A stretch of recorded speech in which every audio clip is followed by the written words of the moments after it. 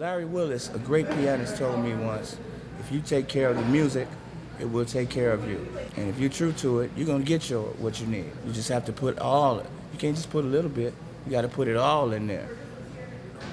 But for young guys coming up today, I would say, yeah, you know, there's room for you, but you got to make sure you know your instrument very, very well, know your music very well, study the history of the music very well, and get bits and pieces from some of your heroes, because that's what I did.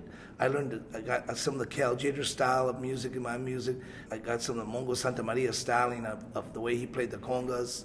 So I took from Ray Barretto's band, different ideas, influences that I loved, and you can do it, but you got to gather from different bits and pieces from different areas, and then try to come up with your own concept, your own sound, your own style.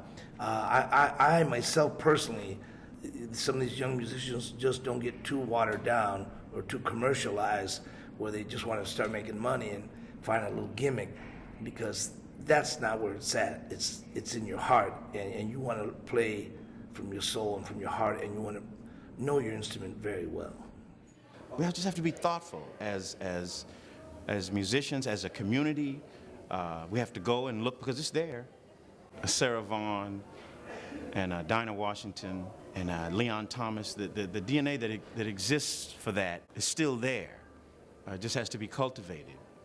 I think one of the things is that the jazz right now, current jazz, or a lot of the young players, their music is very intellectual. It appeals to the brain, you know, and I think it has to appeal to this as well, maybe even more so, you know. So at times it seems like there's kind of an emotional disconnect. You know, I listen to the music and I can appreciate it for the intellectual content, but sometimes it can leave you cold. You know, say, wow, that's really hip, but I can't remember any of it. You know, the solo.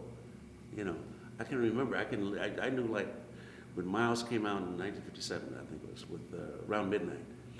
I knew everybody's solo, and I wasn't unique, because I mean, the average citizen, you know, the average jazz fan, could sing everybody's solos. That was just part of how you listen to the music, part of how you learn about the music. But that's not so today. You know, it's about scales and playing in odd meters, and there's nothing wrong with that. But there's like no emotional content, or at least nowhere near as much as there used to be. You know, so it's not really music from the heart; it's music from the head.